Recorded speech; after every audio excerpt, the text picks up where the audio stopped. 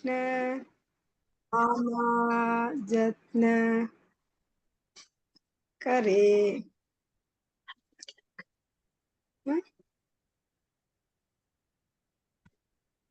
तदापि दहार भक्त जनयेदा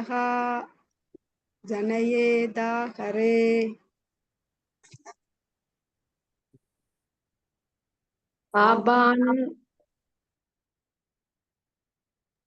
हरे कृष्ण।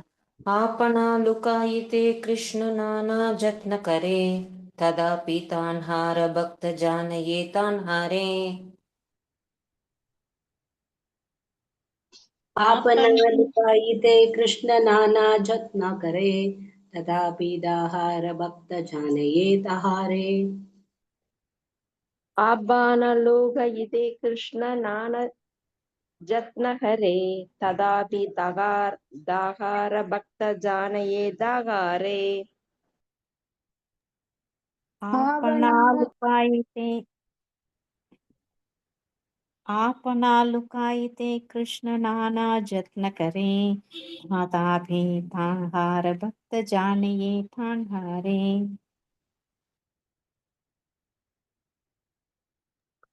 आपनालुकायिते कृष्ण नाना जत्न करे तथापि ताहार भक्त जानये ताहारे। हरे कृष्ण। आपणालुकायिते कृष्ण नाना जत्न करे तथापि ताकार भक्त जाने ता करे। हरे आपनालुकायिते कृष्ण नाना जत्न करे तथापि ताहार भक्त जानये ताहारे।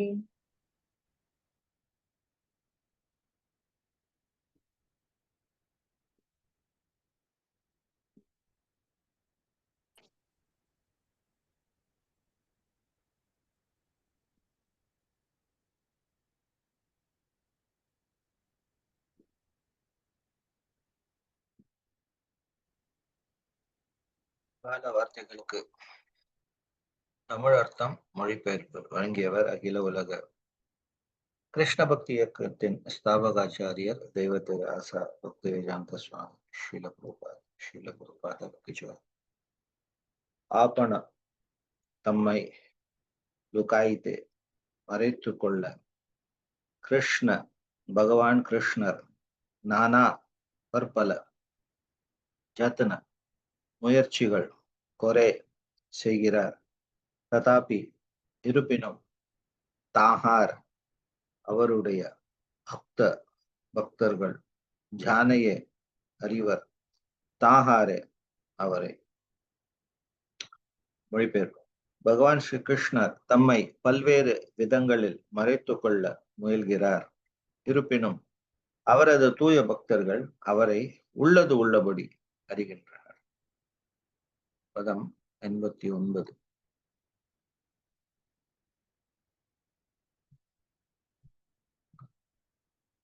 उल्लंघित त्रिविध सीमा समातिशायी संभावनम तव परिवृधीम स्वभावम माया भलेन भवतापि निगुह्यमानं पश्यन्ति केचिदनिशं वदनन्यभावाः.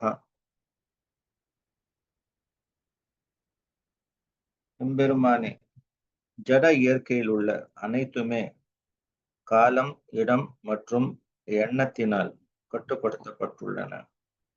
இருப்பினும் இணையற்றதாகவும் வெல்லவியலாததாகவும் உள்ள உங்களுடைய குணங்கள் அத்தகு வரம்புகளுக்கு எப்போதுமே அப்பாற்பட்டவை. நீங்கள் சில நேரங்களில் அக்குணங்களை உங்களது சொந்த சக்தியினை கொண்டு மறைக்கின்றீர்கள். ஆனால் அவ்வாறு மறைக்கும் போதிலும் உங்களுடைய கலங்கமற்ற பக்தர்களால் எல்லா சூழ்நிலைகளிலும் உங்களை எப்போதும் காண முடிகிறது. உள்ளுரை. இந்த ஸ்லோகமும் யமுனாச்சாரியரின் ஸ்தோத்திர ரத்ன 13 பிரார்த்தனையிலிருந்து மேற்கோள் காட்டப்பட்டதாகும்.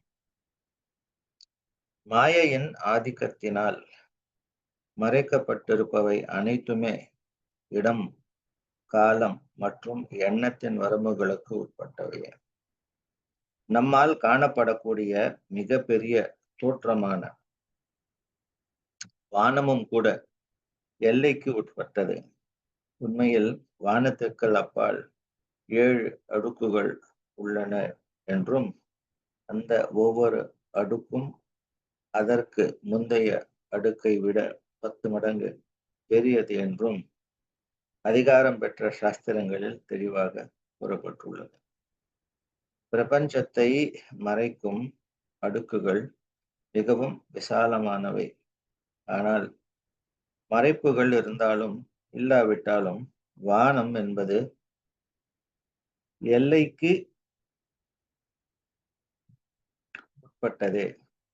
வானத்தையும் காலத்தையும் பற்றி யோசிக்கக்கூடிய நமது திறனும் எல்லைக்கு உட்பட்டதாகும். காலம் நித்தியமானது. லட்சக்கணக்கான கோடிக்கணக்கான ஆண்டுகளை நாம் கற்பனை செய்யலாம். ஆனால் காலத்தின் நீண்ட அளவை கணக்கிடுவதற்கு அது போதுமானது ஆக இருக்காது. எனவே நமது பக்குவமற்ற புலன்களால் புருஷோத்தமரான முழுமுதற் கடவுளின் பெருமையினை எண்ணி பார்க்க இயலாது. நமது காலம் அல்லது சிந்திக்கும் திறனின் எல்லைக்கு உள்ளே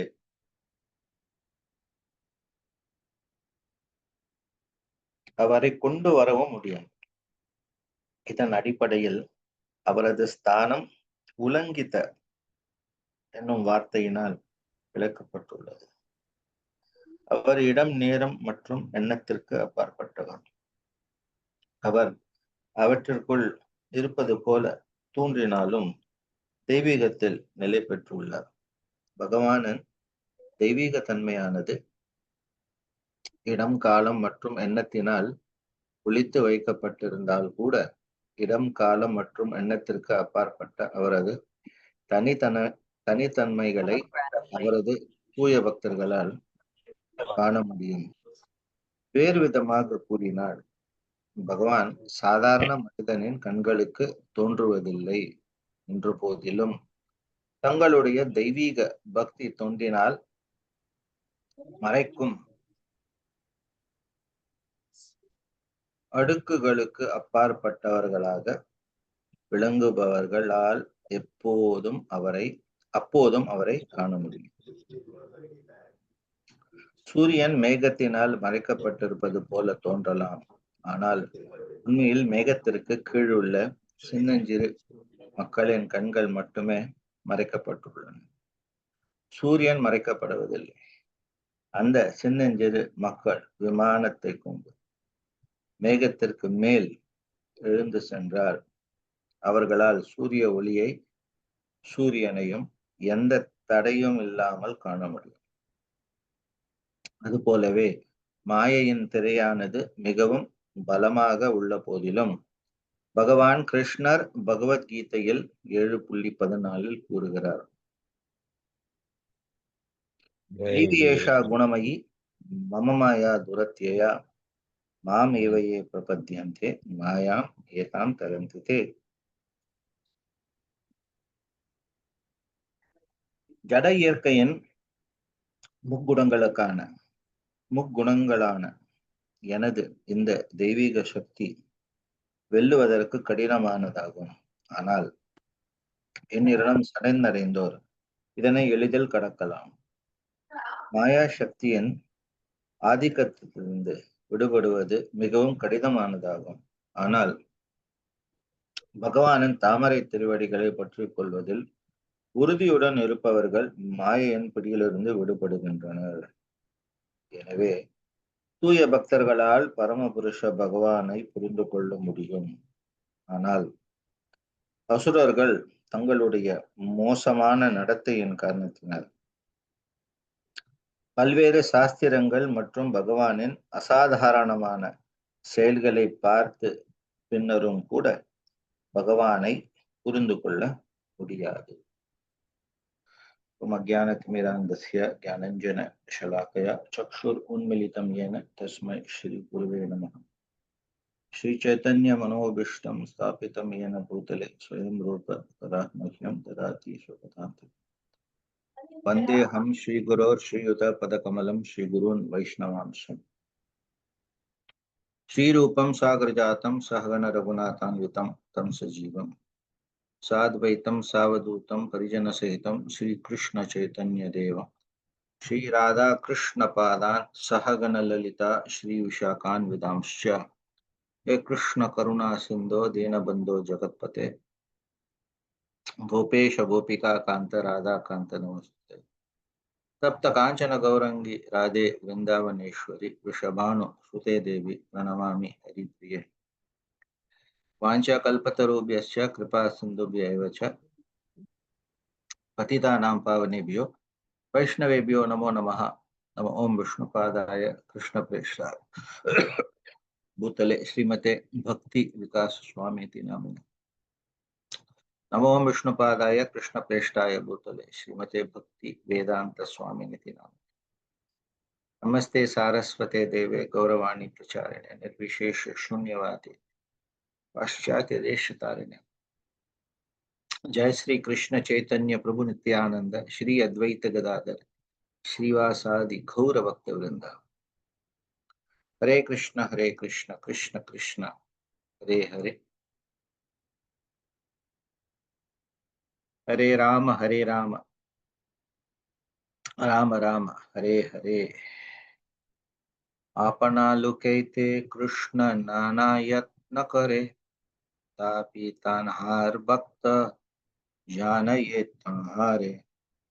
भगवान श्री कृष्ण तम्मै पल्वेறு விதங்களில் மறைத்துக் கொள்ள முயல்கிறார். இருப்பினும் அவரது தூய பக்தர்கள் அவரை உள்ளது உள்ளபடி அறிகின்றனர்.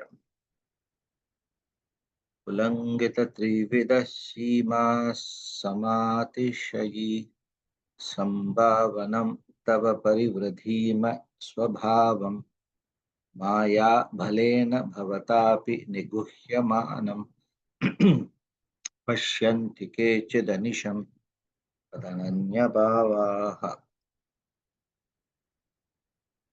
எம்பெருமானே, ஜட இயற்கையில் உள்ள அனைத்துமே காலம், இடம் மற்றும் எண்ணத்தினால் கட்டுப்படுத்தப்பட்டுள்ளன. இருப்பினும் இணையற்றதாகவும் வெல்லவியலாததாகவும் உள்ள உங்களுடைய குணங்கள் அத்தகு வரம்புகளுக்கு எப்போதும் அப்பாற்பட்டவை. நீங்கள் சில நேரங்களில் அக்குணங்களை உங்களது சொந்த சக்தியினை கொண்டு மறைக்கின்றீர். ஆனால் அவ்வாறு மறைக்கும் போதிலும் உங்களுடைய கலங்கமற்ற பக்தர்களால் எல்லா சூழ்நிலைகளிலும் உங்களை எப்போதும் காண முடிகிறது. ரொம்ப முக்கியமான ஸ்லோகம். இந்த ஸ்லோகத்துல ஸ்ரீல பிரபுபாதரோட குருநாதரான ஸ்ரீல பக்தி சித்தாந்த சரஸ்வதி தாக்கூர் பல உபன்யாசங்களை தந்துள்ளார்.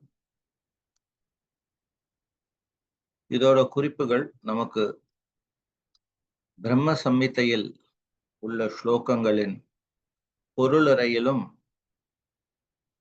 இந்த யமுனாச்சாரியரின் ஆளவந்தாரோட ஸ்தோத்திர ரத்னத்திலிருந்து இந்த குறிப்பிட்ட ஸ்லோகத்தை மேற்கோள் காட்டியிருப்பதையும் இதோட பொருள்களை நமக்கு ஸ்ரீல பக்தி ஏன்னா அந்த புஸ்தகம் முழுமையாகவே பக்தி சித்தாந்த சரஸ்வதி தாக்கூர் பிரபுபாதால் அனுவாதம் செய்யப்பட்டு பொருளுரை சூட்டப்பட்டிருக்க அந்த புஸ்தகத்துக்கு. ஸோ அதுலயும் நாம் இந்த ஸ்லோகத்தை பக்தி சித்தாந்த சரஸ்வதி தாக்கூர் பிரபுபாத் மேற்கோள் காட்டியிருக்கிறதை நாம் பிரம்ம சமித்தை படித்தவர்களுக்கு இதை ஞாபகப்படுத்தலாம். ஏன்னா இதில் வருகிறது.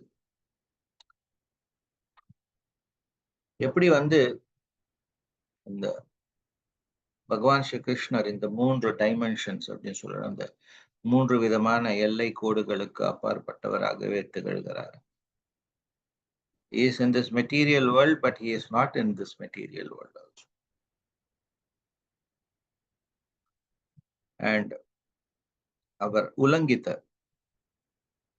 ஏன்னா அவரோட திருமேனி இந்த 3 கட்டுப்பாட்டுகளுக்கு என்னைக்குமே உட்படாததாகவே இருக்கின்றது.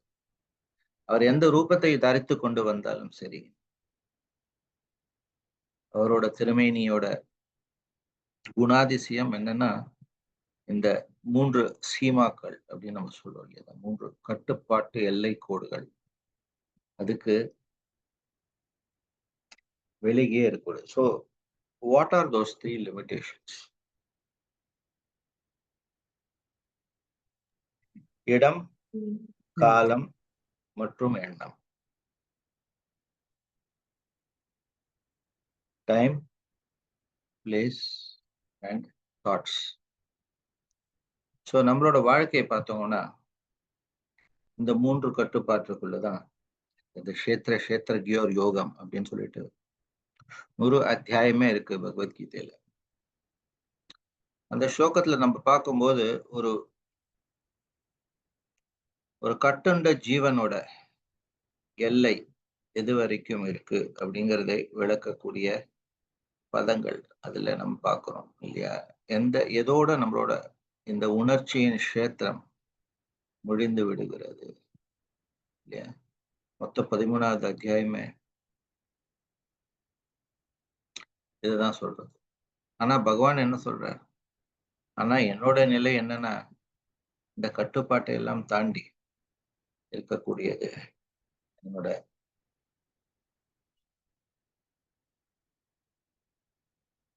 நிலை அப்படிங்கிற. So this is the reality. So அதை பகவான் எந்த அளவுக்கு மறைக்க முயன்றாலும் பகவத் பக்தர்களால் அதை புரிந்து கொள்ள முடியாது. ஏன்னா அந்த சாமர்த்தியத்தை பகவான் ஸ்ரீ கிருஷ்ணர் அவரோட தூய பக்தர்களுக்கு அறியும்படி செய்து விடுகிறார். அத ஸ்ரீ கிருஷ்ண நாமாதி ந பவேத் கிராஹ்யம் இந்திரியேத் சேவன் முகேஹி ஜிவ்ஹாதோ ஸ்வயம் ஏவ ஸ்வரத்யதா. அதுவும் இதே இந்த 3 கட்டுப்பாட்டு எல்லைகளை தாண்டி இருக்கக்கூடியது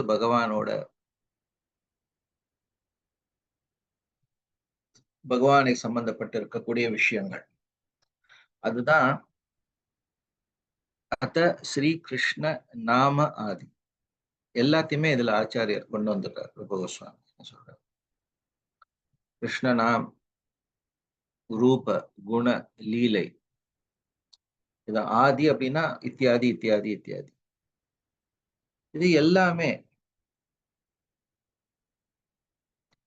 என்ன சொல்றார்? ந பவேத் கிராஹ்யம்.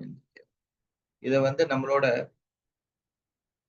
ஸ்தூலமாக இருக்கக்கூடிய இந்த புலன்களை வைத்து புரிந்து கொள்வதுங்கிறது சாத்தியமில்லை. ஏன்னா நமக்கு பிரத்யக்ஷ, அனுமான இந்த ரெண்டுத்துக்குமே பார்த்தோம்னா இந்த புலன்களோட உதவி நமக்கு தேவை. சோ ஞானத்தை பெறுவதற்கு 3 வழிகள். பிரத்யக்ஷமாக விஷயங்களை அறிந்து கொள்வது, கண்டறிந்த விஷயங்களை நமக்கு முன்னமே ஏற்படுத்தி இருக்கக்கூடிய எண்ணம் மற்றும் தோற்றங்களோட ஒப்பிட்டு பார்த்து அதை பரிசீலித்து விஷயங்களை புரிந்து கொள்வது. இதுக்கு பேரு அனுமானம், எஸ்டிமேஷன் ஆஃப் திங்ஸ். 3வது ஸ்ருதி பிரமாண, அங்கீகரிக்கப்பட்ட சாஸ்திரங்களின் வாயிலாக விஷயத்தை தெரிந்து. பிரத்யக்ஷ, அனுமான, ஸ்ருதி. இதுல சிறந்தது ஸ்ருதி. ஏன்னா ஸ்ருதி குறைகளற்றது, குறையுள்ள ஜீவ தத்துவத்தால் படைக்கப்பட்டதல்ல. அதனால எந்த ஒரு குற்றம் குறையுமே உங்களுக்கு ஸ்ருதி ஸ்மிருதி ரெண்டுத்துக்குமே கிடையாது. ஸ்ருதி ஸ்மிருதி புராண இதிகாச எல்லாமே பார்த்தோம்னா இந்த குறைகளுக்கு அப்பாற்பட்டது. ஏன்னா இது எல்லாமே அப்போ கேட்கலாம், ஓகே ஸ்ருதி புரிஞ்சுக்க முடியாது, ஸ்மிருதியும் ஓரளவுக்கு புரிஞ்சுக்க முடியாது, இந்த புராண இதிகாச எப்படி நம்ம புரிஞ்சுக்கிறது அப்படிங்கிற ஒரு கேள்வி வரலாம். ஏன்னா அது தொகுத்து வழங்கப்பட்டிருக்கக்கூடிய விஷயங்கள். தொகுத்தவர் ஒரு ஜீவ தத்துவத்தில் இருந்தவர் தானே, சோ அவர் தவறு செஞ்சிருக்கலாமே அப்படிங்கிற அந்த கேள்வி எழும்பலாம். இதை எப்படி ஆச்சாரியர்கள் விளக்குறார்கள் அப்படின்னா, அந்த ஸ்மிருதி இதிகாசத்தில் காலம் கடந்த விஷயங்கள் பேசப்பட்டிருக்கின்றன. இந்த முக்காலத்தின் விஷயங்களையும் அறியக்கூடியவர் பகவான் ஸ்ரீ கிருஷ்ணர் ஒருவர். சோ அவரோட நல்லாசிகள் இல்லாம அவர் அந்த தொகுத்த அந்த ஆச்சாரியனுக்கு அந்த சக்தியை வழங்கவில்லை என்றால் அவர்களாலும் இது சாத்தியப்பட்டிருக்க முடியாது. ஏன்னா முக்காலங்கள் கடந்த விஷயங்கள் இந்த புராணத்திலையும் இந்த இதிகாசங்களிலும் நாம் குறிப்பிட்டப்பட்டிருக்கிறத நாம் பார்க்கிறோம். இது எப்ப சாத்தியப்படும் அப்படின்னாக்க, இந்த முக்காலத்தை அறிந்த ஒரு நபர், அது யாரா இருக்க முடியும்னா பகவான் ஸ்ரீ கிருஷ்ணரா தான் இருக்கணும். ஏன்னா அவரோட பக்தர்களுக்கும் சில சமயம் இந்த விசேஷ குணத்தை வெளிப்படுத்தக்கூடிய சந்தர்ப்பங்கள் ஆசீர்வதிக்கப்பட்டிருக்கதை நாம் பார்க்க முடிகிறது. ஆனாலும் அது எப்படி சாத்தியப்படும்னாக்க, பகவான் ஸ்ரீ கிருஷ்ணர் அவருக்கு அந்த சக்தியோட ஆவேசிக்கும் போது மட்டுமே நாம் பார்க்கிறோம். இதுக்கு பல உதாரணங்களை நாம் எடுக்கலாம். முதல் உதாரணம் நாம் எடுத்தோமேனால் சஞ்சயனோட உதாரணத்தை எடுக்கலாம். சஞ்சயனுக்கு பகவானால் கூட இல்லை, வேதவியாசராலேயே ஒரு சக்தி வழங்கப்பட்டது. அதாவது குருக்ஷேத்திரத்தில் நடக்கக்கூடிய சம்பவங்களை கண்டும் கேட்டும்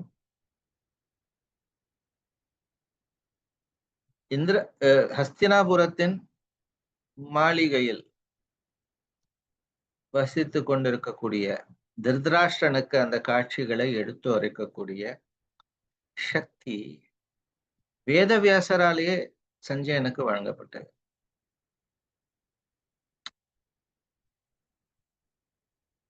சோ ஒரு ஜீவ தத்துவத்தாலேயே இது சாத்தியப்பட முடியும்னா, ஏன்னா அந்த ஜீவ தத்துவங்கள் இந்த அஷ்டாங்க சித்திகள் பகவானிடம் பெற்று இருக்கக்கூடிய காரணத்தினால. இந்த சித்திகளை யார் தர முடியும்னாக்க பகவான் ஒருவரால் மட்டுமே தரும். சோ முதலில் அந்த பக்தர் பகவானால் இந்த சித்திகளை ஆவேசிக்கப்படுகிறார். இந்த சித்திகளை பிரசாதமாக பெற்றிருக்கக்கூடிய அந்த பக்தர் அந்த சக்தியை மற்றவருக்கு எடுத்துக் கொடுக்கக்கூடிய விதத்திலும் திறம்படைத்தவராக செயல்படுவதை நாம் பார்க்க முடிகிறது. இது இந்த காலத்திலும் நடந்து கொண்டிருக்கு. ஆனா ரொம்ப இன் வெரி லிமிடெட் வே நம்ம பார்க்கணும் இல்லையா? ஒரு அல்பமான வடிவத்தில் இப்பவும் நடந்து கொண்டிருக்கு. லைக் ஒரு உதாரணத்துக்கு ஒரு நிர்வாகத்தை எடுத்துப்போம். எல்லா நிர்வாகம் சின்னதோ பெருசோ பார்த்தோம்னா அதுல ஒரு அத்தாரிட்டி மேட்ரிக்ஸ் சகல அந்த நிறுவனத்திற்கான சகல தீர்மானங்களையும் எடுக்கக்கூடிய விதத்தில் ஒருவரோ இருவரோ மூவரோ இருப்பதை நாம் பார்க்கிறோம். So one among the three together சொல்றோம் இல்லையா, either individually or severally அவர்களுக்கு அந்த தீர்மானம் எடுக்கக்கூடிய இதை நாம் பார்க்கிறோம். அதே சமயத்துல அவர்கள் கீழே பல பதவிகளில் பதவிகளில் பணிபுரியக்கூடிய சில முக்கிய நபர்களுக்கு சக்திகளை அளிப்பது உண்டு. ஒரு லிமிட்டை செட் பண்ணிட்டோம். ஓகே, இது வரைக்கும் இவர் தீர்மானங்கள் எடுக்கலாம். ஒரு 5 லட்சம் ரூபாய் வரைக்கும் என்ன செய்யணுங்கிறதுக்கு இவர் தீர்மானம் எடுக்கலாம். அதுக்கு கீழே 1 லட்சம் ரூபாய் வரைக்கும் ஒருத்தருக்கு. இது போல to the degree of their accountability, எந்த அளவுக்கு அந்த தீர்மானத்திற்கு அவர்கள்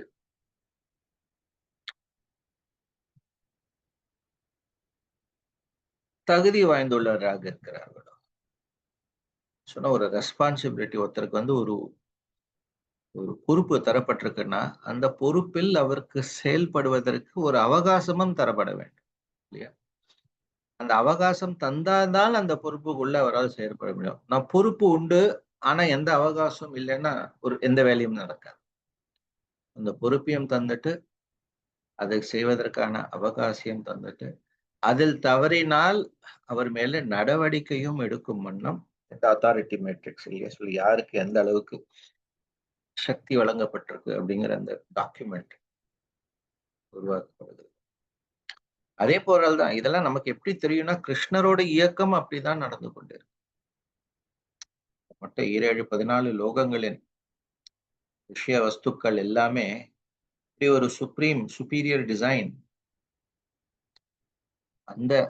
அதை வடிவமைத்த செயல்படுத்தி கொண்டிருக்கக்கூடியவர் அது எல்லாத்துக்கும் காரணகர்த்தாவாகவும்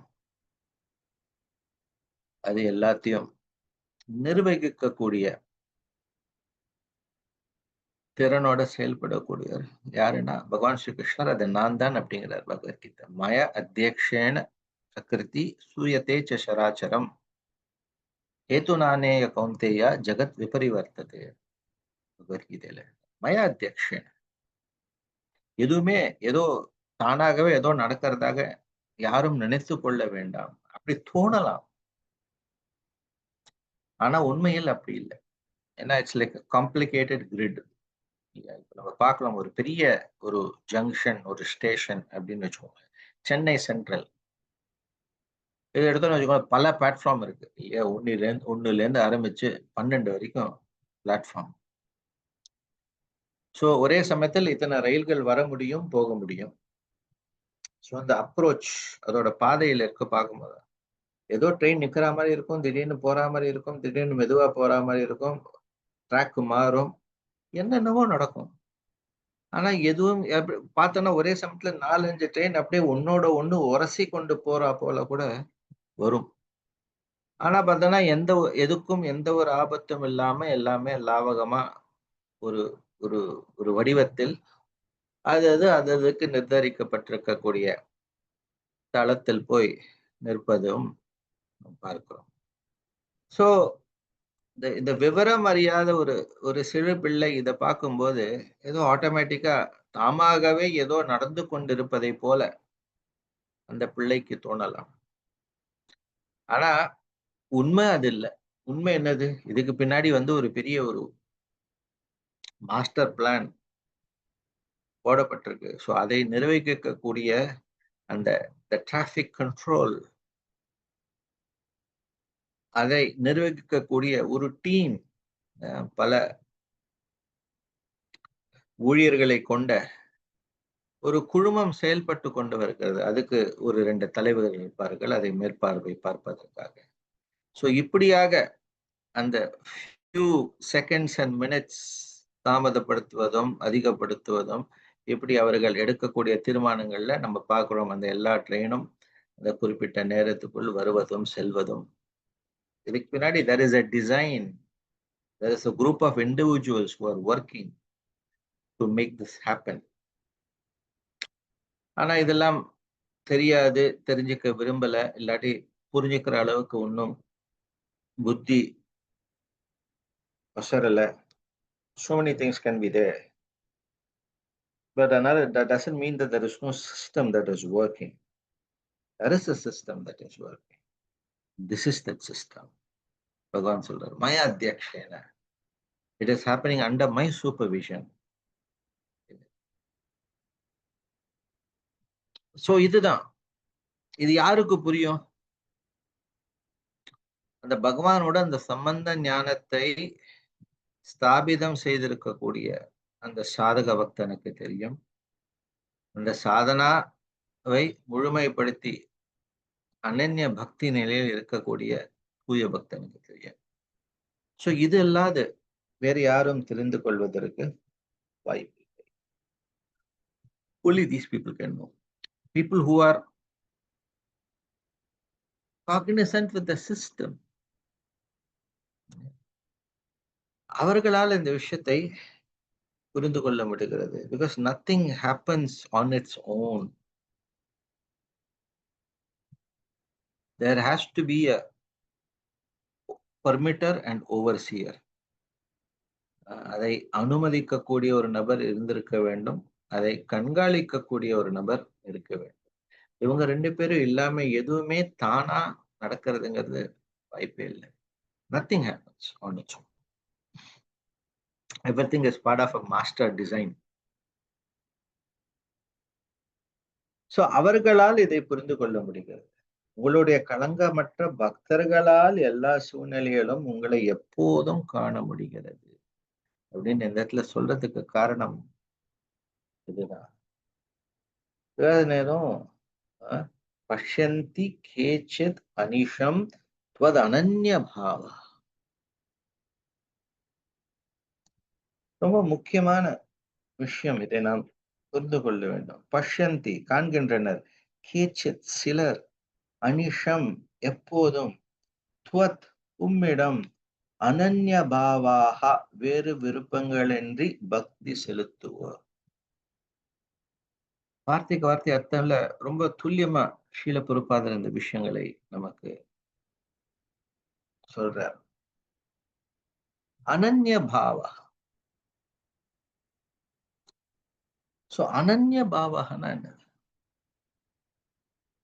What is that quality? அனன்ய பக்தி, அனன்ய பாவா. எல்லாரும் பக்தி செய்யறோம், ஆனா எல்லாரும் அனன்ய பக்தி செய்யறோமா? சோ யாரால புரிஞ்சுக்க முடியும்னா, யார் அந்த அனன்ய பக்தி நிலையை அடைந்திருக்கிறார்களோ அவர்களால் புரிந்து கொள்ள முடியும். அப்ப அந்த அனன்ய பக்தி நிலை என்றால் என்ன? நீங்க பகவத்கீதை படிச்சிருக்கீங்க, பாகவதம் படிச்சிருக்கீங்க, உங்க கருத்துக்களை சொல்லுங்க. அனன்ய பக்தி என்ன? தனித்துவமானது Prabhuji. Without any motive. Without any motive. Hare Krishna. இல்லாதது பிரபு. பகவானை தவிர வேற எந்த சிந்தனையும் கிடையாது.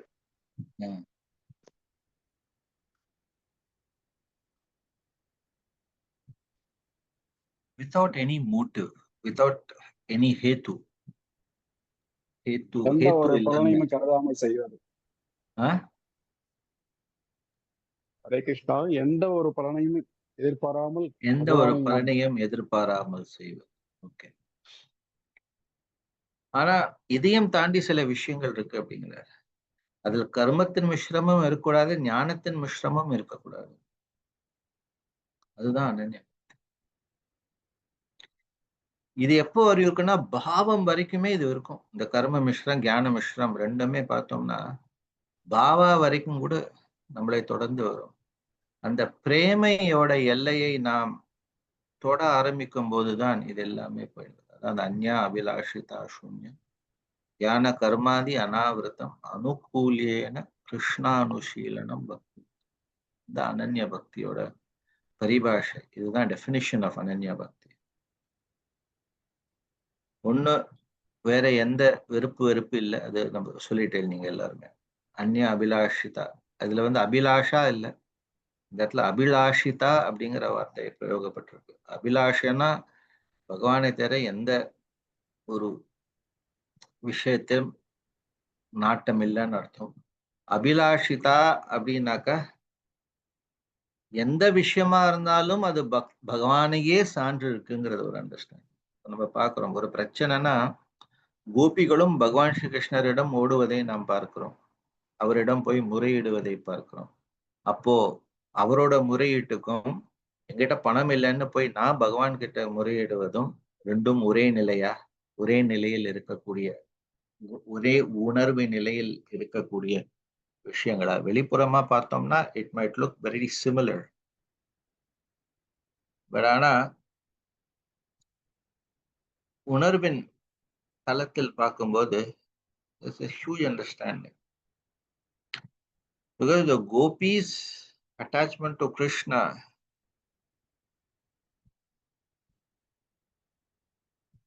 is in its pure form. ஏன்னா சொல்றாரு, எப்படி அவரோட நிலை எப்படின்னா, எப்படி ஒரு இரும்ப ஒரு ஒரு ஒரு காந்தத்தை பார்த்ததும் அந்த இரும்பு துளிகள் தாமாகவே அந்த காந்தத்தை தோக்கி நகர்கின்றதோ, எப்படி ஒரு ஒரு நதியானது தாமாக, என்னதான் நீங்க அதுக்கு நடுவுல திசையை மாற்றுவதற்கோ இது பண்றதுக்கோ நீங்க தடைகளை போட்டாலும், அத்தனை தடைகளையும் தாண்டி கொண்டு தாமாகவே ஒரு சாகரத்தை நோக்கி போகக்கூடிய தன்மை நதிக்கு உண்டு. அதே போலதான் தூய பக்தர்களுக்கு கிருஷ்ணரை தவிர வேறு யாரும் தெரியாத காரணத்தினால் அவர்கள் கிருஷ்ணரிடமே போகிறார்கள். நமக்கு மற்றவங்க எல்லாம் கைவிட்ட காரணத்தினால நம்ம கிருஷ்ணர் கிட்ட போறோம். It's two different levels of consciousness. They only know Krishna, so they are going to Krishna. But a person like me has been neglected by everyone other, so I am going to Krishna. இல்லாட்டி எல்லார்கிட்டையும் நான் போய் ஏதோ ஒண்ணு கிடைச்சது, இப்ப கிருஷ்ணர்கிட்டயும் ஏதாவது கிடைக்குமா பாக்குறேன், அந்த மனோபாவத்தை கூட நான் போகலாம். So there is a gulf of difference, இல்லையா, in consciousness.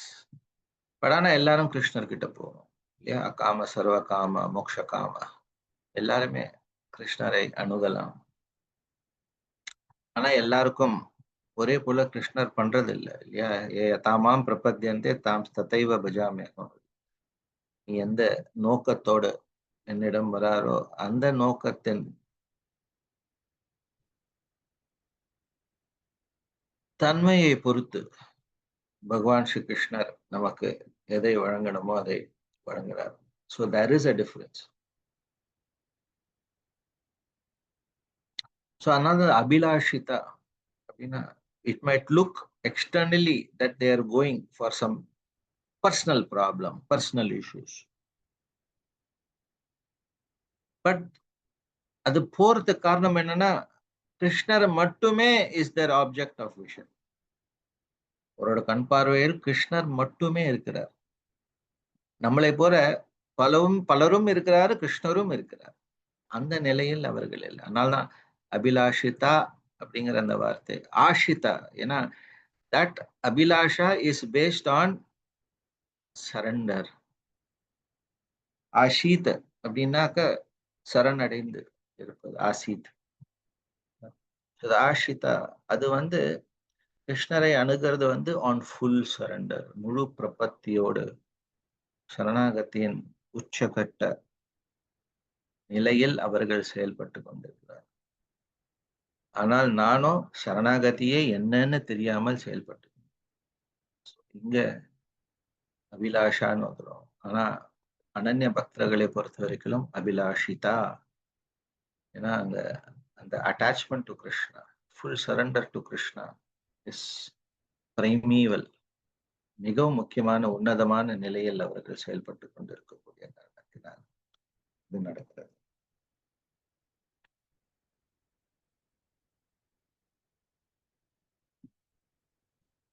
சொல்றார், எனவே நமது பக்குவமற்ற புலன்களால் புருஷோத்தமரான முழுமுதற் கடவுளின் பெருமையினை எண்ணி பார்க்க இயலாது. நமது காலம் அல்லது சிந்திக்கும் திறனின் எல்லைக்கு உள்ளே அவரை கொண்டு வரவும் முடியாது. இதுதான் கட்டுண்ட ஜீவன் செய்யக்கூடிய தவறுகள். So if we don't understand that he is ulangita srivada sima,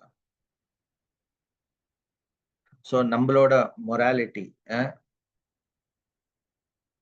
அது வந்து கிருஷ்ணரிடம் இருக்கா இல்லையா, இதெல்லாம் பரிசோதனை செய்து பார்க்க வேண்டும். இதை பத்தி பல பேர் பல விமர்சனங்கள், பட்டிமன்றங்கள், அவதூறுகள் என்னென்னவோ நடக்கிறது இன்னைக்கு கலியுகத்துல. ஏன் எனக்கு இருக்கக்கூடிய சட்ட திட்டத்தில் எப்படி நான் செயல்பட்டு கொண்டிருக்கிறேனோ, அது எப்படி உங்க கிருஷ்ணர் இது எல்லாத்தையுமே பொருட்படுத்தாமல் செயல்பட முடியும்? சோ அதனால அவர் உத்தமராக எப்படி ஏற்றுக்கொள்ள முடியும்? அவர் இதை செய்தாரே, அதை செய்தாரே, களவாடினாரே, பொய் சொன்னாரே, அதர்மத்தை தூண்டினாரே, அஸ்திரங்களை எடுப்பதற்கு பலவந்தப்படுத்தினாரே, அநீதி விதித்தாரே, அவரோட நெருக்கத்தில் இருப்பவருக்கு அவர் பாரபட்சம் காமித்தாரே, இப்படி அடுக்கிக் கொண்டே போவதை நாம் பார்க்க முடிகிறது. இதெல்லாம் ஏன் நடக்கிறது அப்படின்னா, நம்மளோட புரிதலுக்குள் பகவானை கொண்டு வர முயற்சிக்கக்கூடிய காரணம். பகவானும் பகவானை சம்பந்தப்பட்ட விஷயங்களும் நம் நிலையில் இருப்பது அல்ல அப்படிங்கிறதை ஆணித்தரமாக உலகத்துக்கு எடுத்துரைக்கக்கூடிய பதமாக இன்றைய பதம் அமைகிறது. இந்த மேற்கோள் ரொம்ப, அதனால தான் வெரி இம்பார்ட்டன்ட். இதில் நம்ம மனப்பாடம் செஞ்சுக்கணும். யாரெல்லாம் நம்ம கிட்ட இந்த வாதத்தை, உங்க கிருஷ்ணர் அப்படி பண்ணாரே, உங்க ராமர் இப்படி பண்ணாரே, உங்க நரசிம்மர் இப்படி பண்ணாரே, உங்க இவர் இப்படி பண்ணாரு, இந்த ஸ்லோகத்தை அவங்களுக்கு எடுத்து சொல்லணும். உன்னையும் என்னையும் போல இல்லப்பா அவர் அப்படி. நமக்கு இருக்கக்கூடிய இந்த கட்டுப்பாட்டு வட்டத்துக்குள்ள இல்லப்பா கிருஷ்ணர். அவர் கட்டுப்படுத்த முடியாத ஒரு நிலையில். ஆனா நமக்கோ இந்த உடலுங்கிறே ஒரு கட்டுப்பாடு இருக்கு. அந்த உடலுக்குள்ள இந்த 3 விஷயங்கள் இருக்கு இல்லையா? எண்ணம், காலம், இடம். சோ இவ்வளவு கட்டுப்பாட்டுக்குள்ள நாம இருக்கோம். கிருஷ்ணர் அந்த நிலையில இல்லை. அதனால இந்த சிகப்பு வழக்குல நிக்கிறது, பச்சை வழக்குல அதையே நம்மளே கடைப்பிடிக்கிறது இல்லை. ஆனா அது சட்ட விரோதம். ஆனா கிருஷ்ணரை பொறுத்த வரைக்கும் அது சட்டமே இல்லை. ஏன் இந்த கட்டுப்பாட்டுக்குள் தன் லீலைகளை புரிவதே இல்லை அவர். பட் இருந்தாலும் நம்ம பாக்குறோம் இல்லையா, அதை விட்டு கொடுக்காம அவரும் செய்யறார் நிறைய விஷயங்கள். அவரும் குருவை தேர்ந்தெடுப்பது, ஆசிரமத்தில் வதிப்பது, அவர்களும் இந்த என்ன சொல்றது, இந்த சம்ஸ்காரங்களை அவருக்கும் தரித்துக் கொள்வது, அதையும் ஏத்துக்கிறார் பகவான். நாமகரண, அதுக்கப்புறம்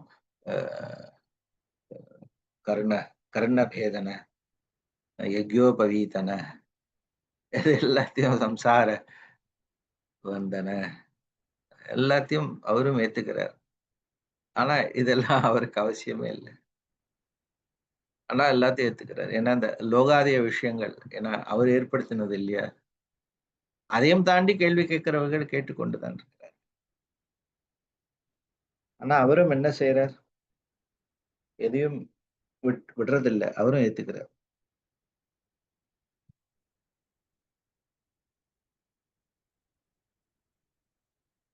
சோ இதை யாரால காண முடியும்னா தூய பக்தர்களால. அதான் சொல்ற மத்தியத்தேன ஜானந்தி.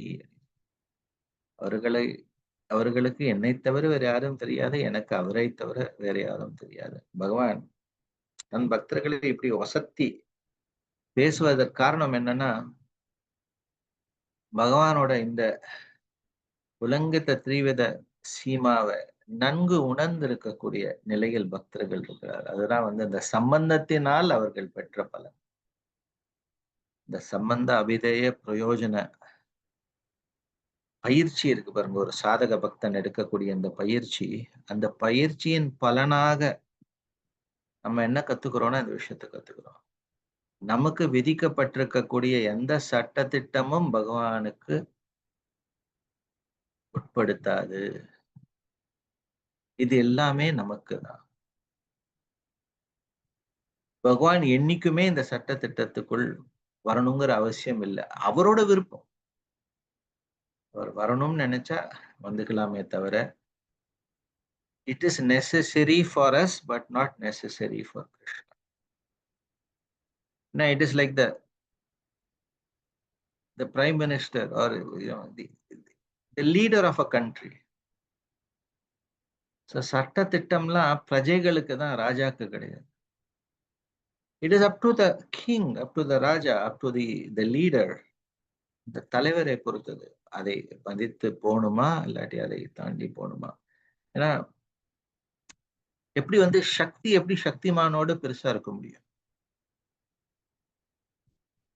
சக்திகள், சட்டத்திட்டங்கள் எப்போதுமே சக்திமானுக்கு கீழ்ப்படிந்ததாகவே தான் இருக்க முடியும், அவனோட உயர்ந்ததாக இருக்க முடியாது. ஏன்? அந்த சக்தி, சட்டம், ஒழுங்குமுறை எல்லாமே அவரிடம் இருந்து வெளியே. So he is by default in a higher position. ஏன்? அதை திருத்த முடியும், மாற்ற முடியும், இல்லாமல் செய்ய முடியும். இது எல்லாமே அவருடன் இருக்கக்கூடிய சக்திக்கு உட்பட்டது. சோ மாற்றக்கூடிய திறன் யாரிடம் இருக்கிறதோ அவர் தான் உயர்ந்தவர். அவர் கீழே தான் சட்டத்திட்டங்கள் இருக்கு. சோ அதுதான் இந்த இடத்துல ரொம்ப அருமையான உதாரணம் சொல்றார். சூரியன் மேகத்தை பார்க்கிறோம். சோ அந்த மறைப்பை தாண்டி ஒரு நிலையை நாம் எட்டும்போது அந்த நிலையை தான் பக்தன் அடைகிறான். அவனோட சாதன பக்தி வழிமுறையின் பயிற்சியின் பலத்தால். அப்புறம் அந்த மாயைங்கிற திரை அவனோட அறியாமையை ஞானத்தால் அவன் வெல்கிறான் இல்லையா?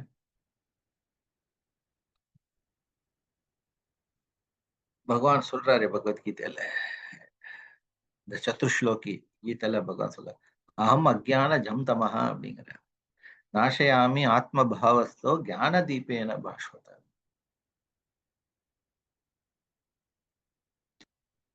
சோ இந்த அஜ்ஞானம் இத பகவான் போக்குறார். எப்படி போக்குறார்?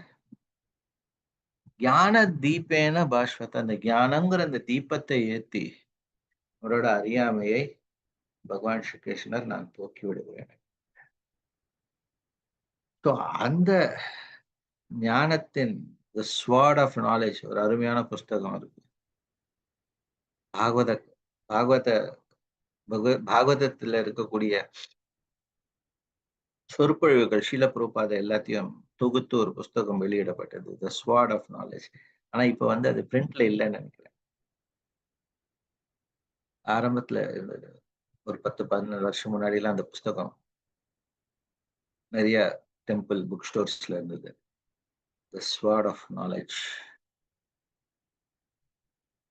ரொம்ப அருமையான புஸ்தகம். ஷீல பிரபுபாதோட பாகவத ஸ்லோகத்தோட சொற்பொழிவுகளோட ஒரு தொகுப்பு. So you have to allow Krishna to cut our ignorance with the sword of knowledge. அப்ப என்ன பண்றோம்? இந்த திரைகள் எல்லாம் தாண்டி நல்லா தெளிவா பார்க்கக்கூடிய ஒரு உணர்வு நிலையில் நாம் செயல்பட ஆரம்பிக்கும் பொழுது அப்போ கிருஷ்ணரோட திவ்யமான இந்த நிலை நல்லாவே தெரிய ஆரம்பிக்கிறது. சோ அசுரர்கள், மாயா, அபகத ஞான மேதாவிகள், இந்த so-called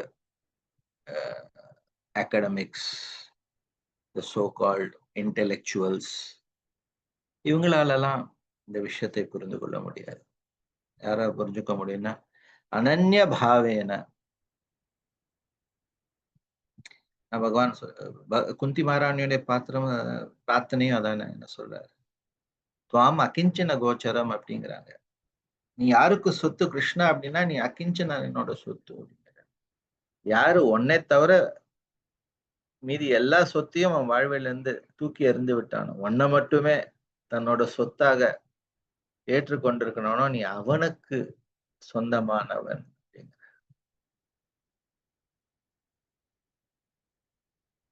சோ அந்த அகிஞ்சன பாவம், அந்த அனன்ய பாவத்தோட அந்த உணர்வு நிலையில் செயல்பட்டு கொண்டிருக்கக்கூடிய பக்தர்களுக்கு பகவான் ஸ்ரீ கிருஷ்ணர் எப்படி இந்த இடம், சமயம் மற்றும் உணர்வுகளுக்கு அப்பாற்பட்ட நிலையில் சஞ்சரித்துக் கொண்டிருக்கிறாருங்கிற விஷயத்தை தெல்ல தெளிவாக புரிந்து கொள்ள முடிகிறது. ஹரே கிருஷ்ணன். பக்தர்கள் அவங்களோட கருத்துக்களை சேர்க்கலாம்.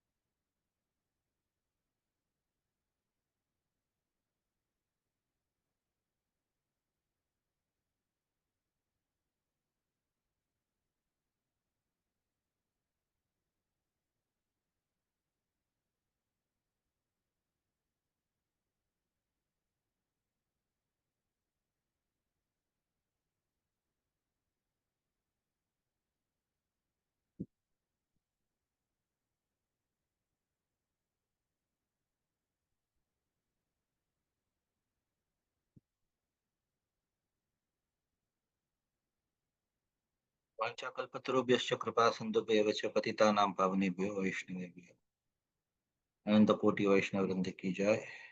श्री चैतन्य चरितामृत महाकाव्य की जय। श्री